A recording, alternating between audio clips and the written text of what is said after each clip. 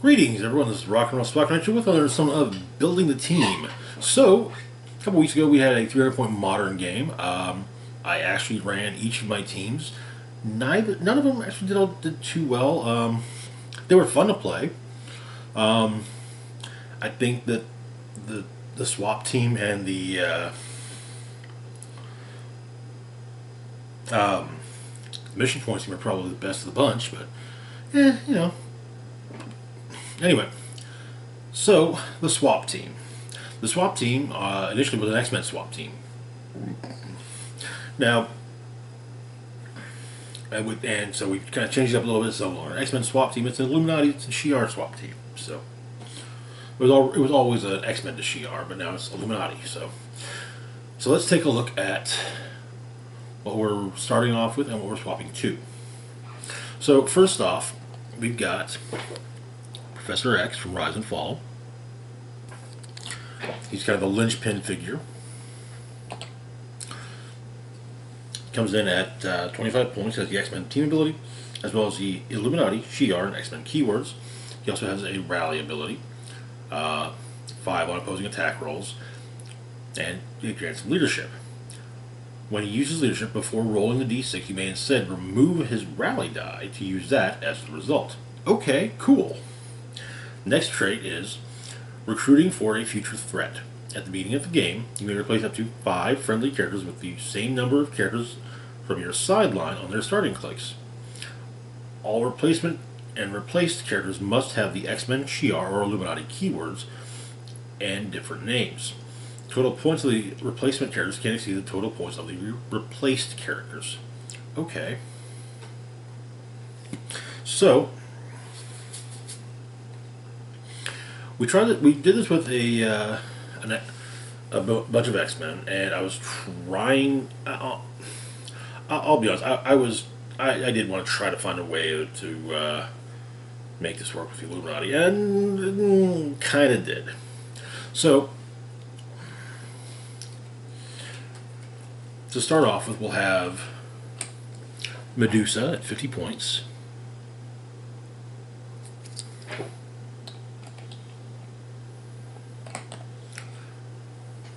Black Ant comes in at 70 points. Namor on his 75-point starting line, and also paying the extra 5 points to equip him, so he can start the game equipped with the power gem. And then we've got Black Bolt.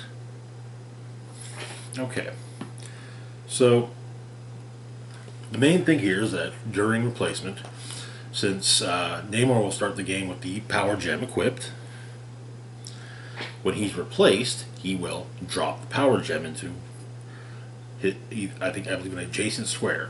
Okay, all right. So who are we replacing these 4 Illuminati members with? Well, we got Lilandra Naramani.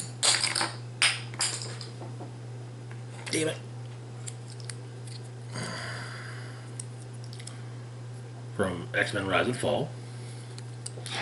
Lilandra comes in at 50 points, has the X-Men team ability, as well as the Imperial Guard, Shi'Ar, Starjammers, X-Men, and Ruler keywords. And we have 2 traits. First off is Star-Crossed Lovers. When adjacent to a character named Professor X, both characters increase their leadership rolls by +1. Okay, alright. Which could potentially negate the need for Xavier's rally dice, or rally die. So, the next trait is Majestrix of the Shi'Ar Empire. Leadership, Mastermind. When Lilandra Naramani uses leadership and succeeds, you may instead generate a Rise and Fall 009 Shi'Ar Soldier on click number 1. A unique modifier, friendly characters with the Shi'Ar keyword that occupy or adjacent to 1 or more Shi'Ar flag light objects modify defense by +1. There's the Shi'Ar soldier. Some simple cannon fodder to run out and, keep my opponents busy for a little bit. Anyway, Looking at Lalandra's dial, we've got 3 clicks of leadership, 2 clicks of sidestep, 2 clicks late dial of Blaze Claw's Fangs. Defense, we've got toughness followed by super senses. Damage, we've got probability control followed by empower. Okay, alright.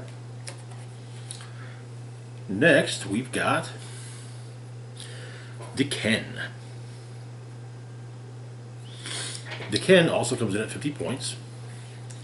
It has the Imperial Guard, Shi'Ar, and Ruler keywords. He has the trait Majester of the Shi'Ar Empire, Leadership, Mastermind, and when he succeeds on Leadership, he can generate a Shi'Ar soldier. His unique modifier, from the characters of the Shi'Ar keyword that occupy or are adjacent to one or more Shi'Ar flag light objects, modify range by +1. Okay, alright. I think the soldiers might actually make the flags. I have to look, but I'm fairly certain that's the case. Next up, we've got Deathbird. Deathbird comes in at 75 points, and she has the Horseman, Shi'Ar, Ruler, and Warrior keywords, as well as the trait Empress of the Shi'Ar, which grants her Mastermind, but may choose a friendly trait of the Shi'Ar keyword within 4 squares.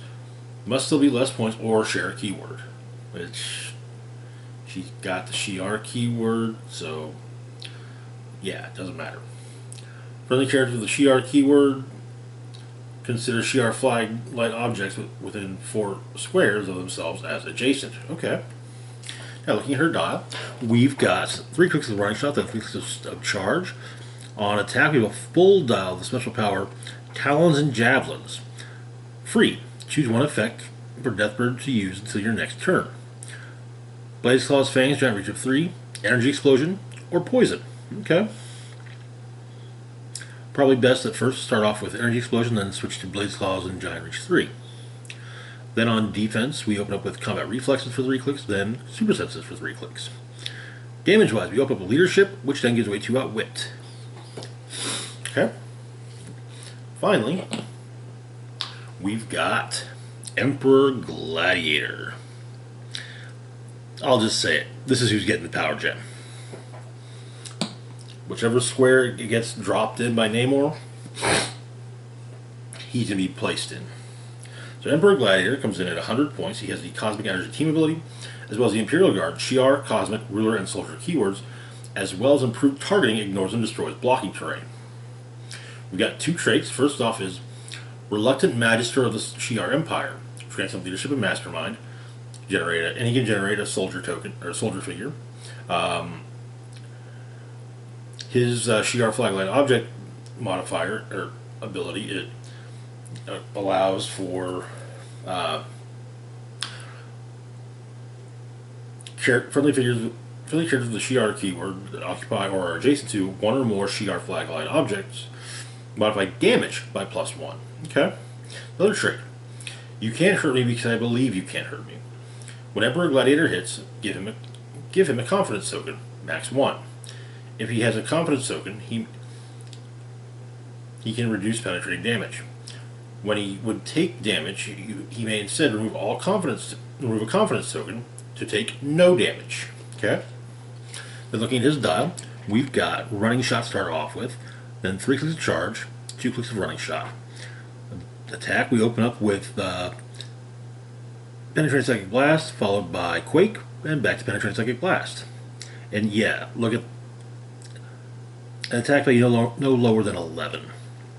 Defense, we open up with Impervious, which for 2 clicks. Then we pick up Invulnerability for 3, and back to Impervious. On damage, we open up with Probability Control. Then we get 3 clicks of Close Combat Expert and 2 more clicks of Probability Control. Now him with the Power Gem, whew, yeah, opening up with a 13 attack for 6 penetrating damage. Oof. That said, the fact that he has Impervious does pose a potential problem, since he can take penetrating damage, and he can be hit with penetrating damage. If he has no confidence tokens, well, yeah, that could prove to be a problem. So,